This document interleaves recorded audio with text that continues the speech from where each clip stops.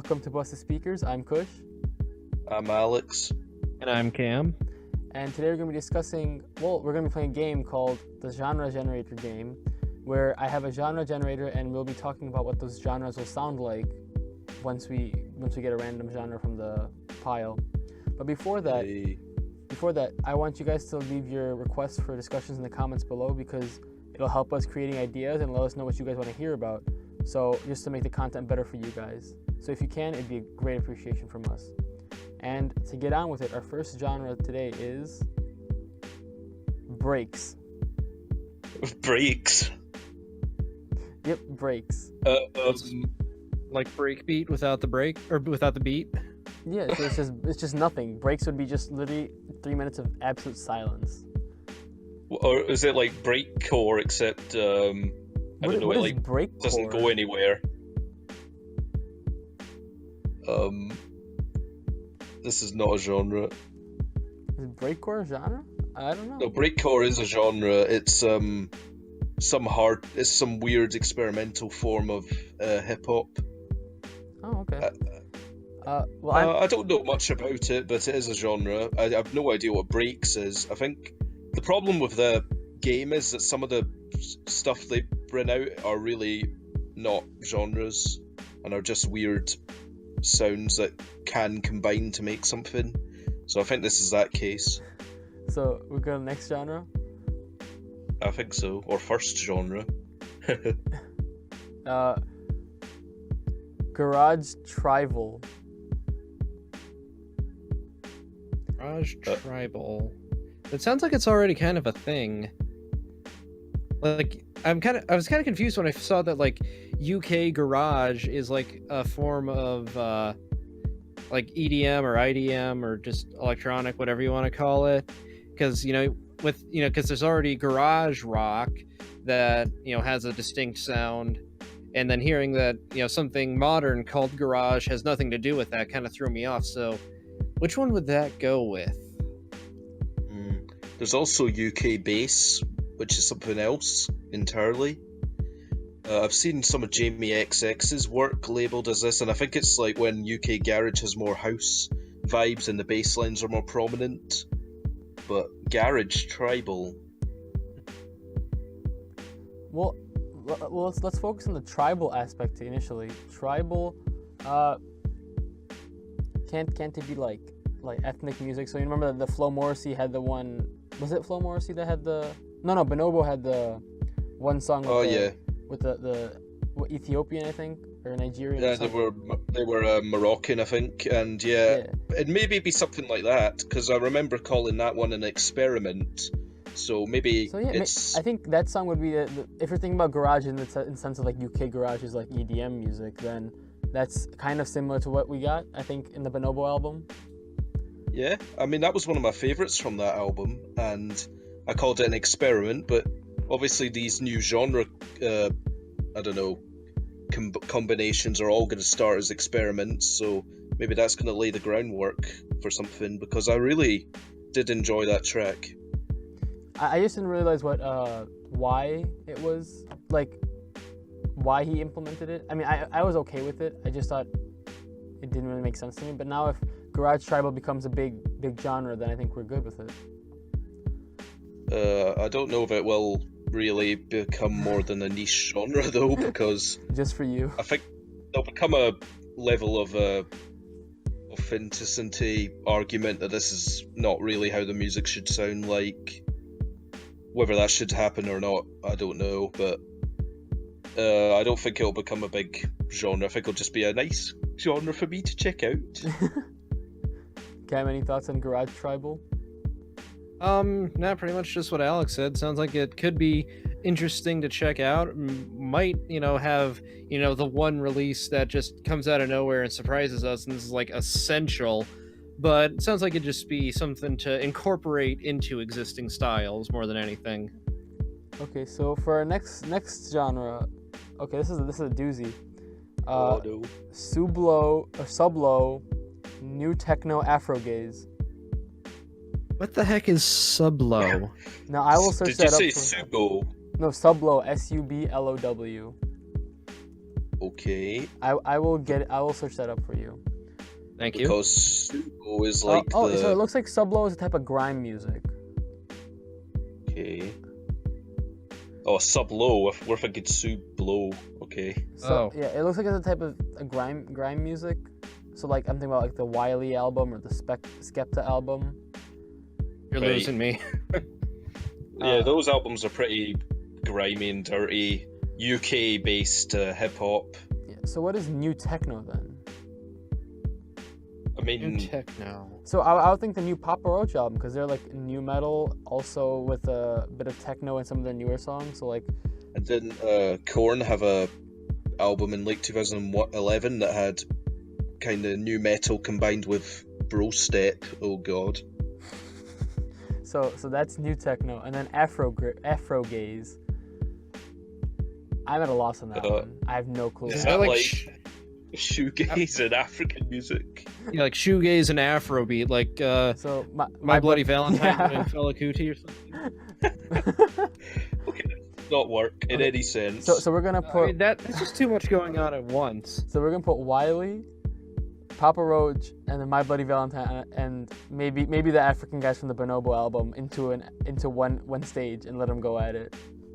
I don't know. I'm not so sure about the Papa Roach new metal thing, because I mean, we got new metal isn't the only NU genre that we have. That's true, like there's Daft Punk had new disco with why can't I think of the stinking album's name? Random Access Memories. Yeah, thank you. Yeah, my random access memory ain't working so hot right now.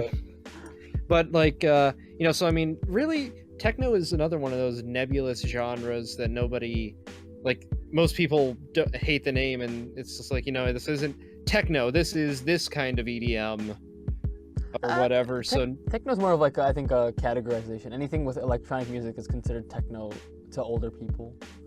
Yeah, I've definitely seen at least 100 different, I don't know, subcategories of techno.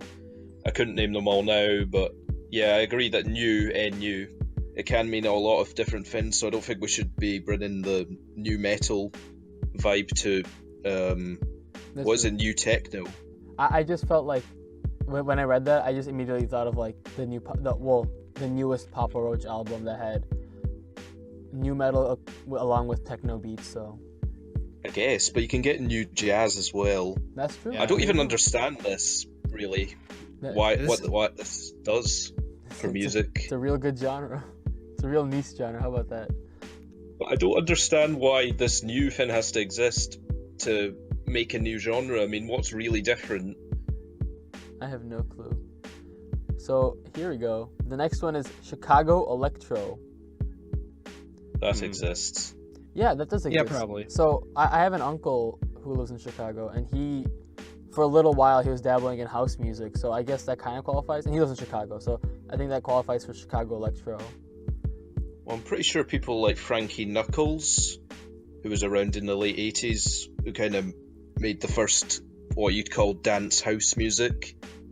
He was based in Chicago and he was making that, so that'd probably be kind of what we're thinking. Yeah. Some of these are pre-existing genres. I'd say at least half of these, even if we don't know it. I think it's just like a weird name for something that already exists. Let's expand it a little bit maybe and say it's techno, was it? Chicago techno? Electro.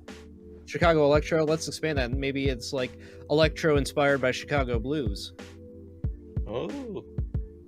Okay. Well, going back to Daft Punk, their last single release, other than the collaborations with The Weeknd, was actually, I don't know if Junior Kimbrough, is he an old blues guy?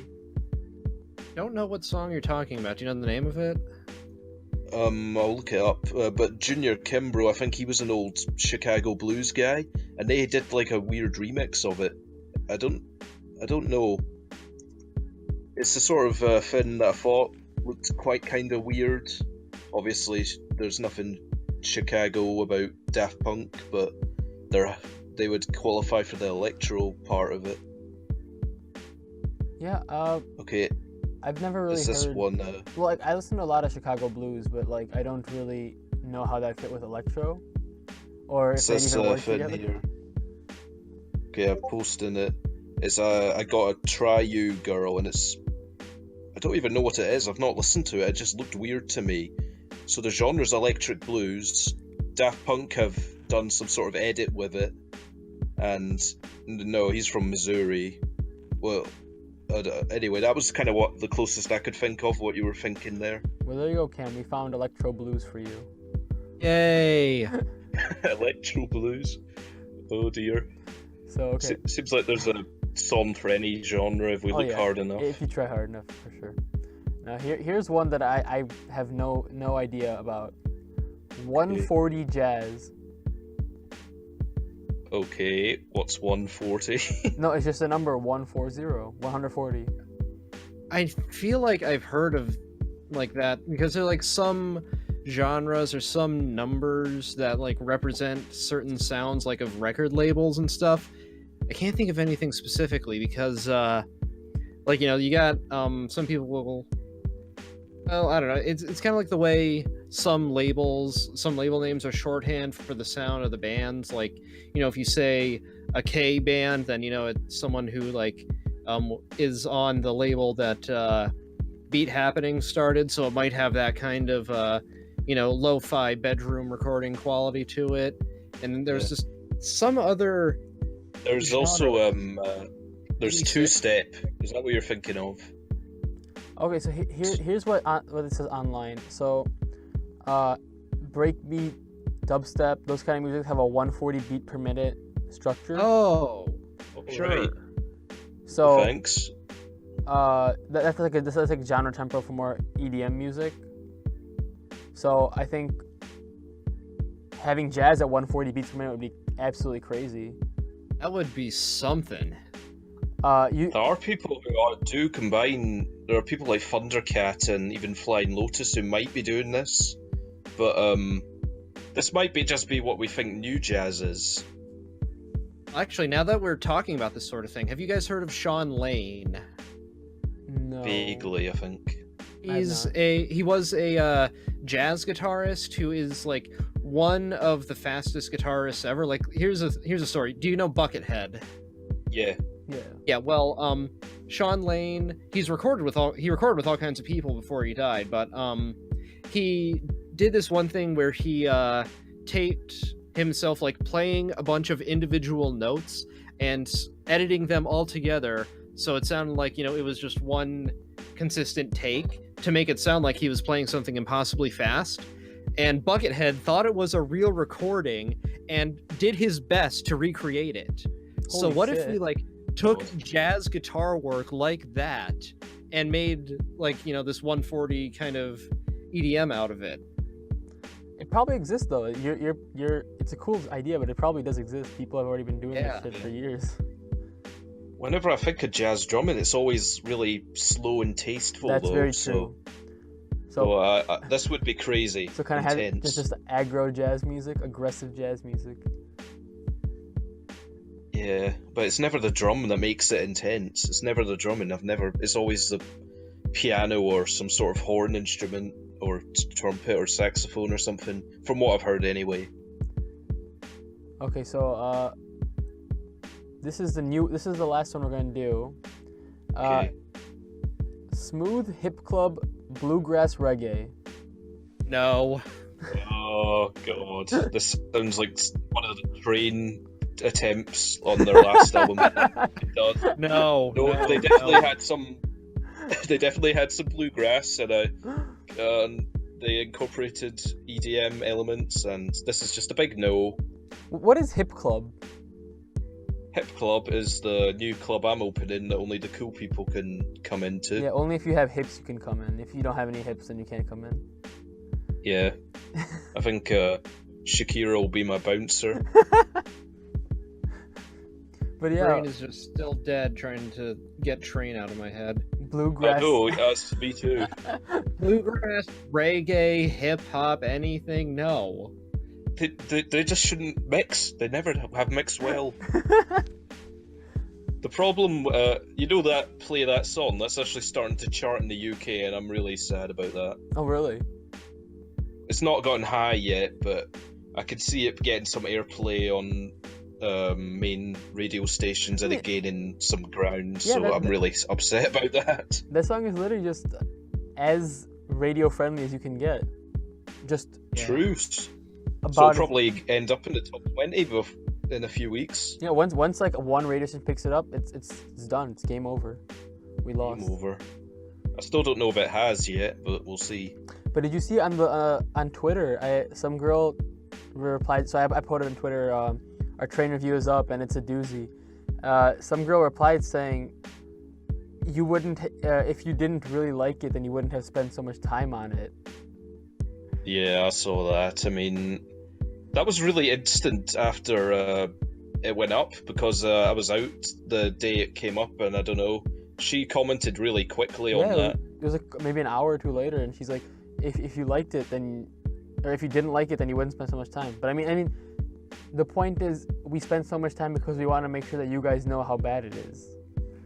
That's true. I mean, we're thorough to keep your ears safe.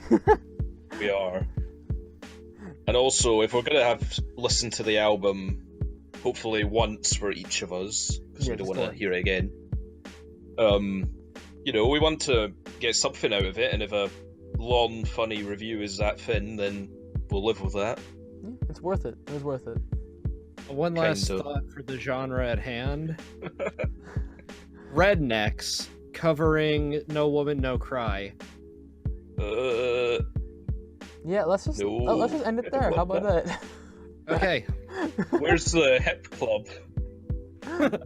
Well, I mean, it's got to it. But don't forget, it has to be smooth as well. It's Smooth Hip Club. Oh yeah. Rednecks can't be smooth. Okay, guys. Well, that's gonna be it for today. Hope you liked this video. Let us know what kind of genres that you'd be into and how you picture these. Make sure you like and subscribe if you enjoyed the video, and check us out on social media.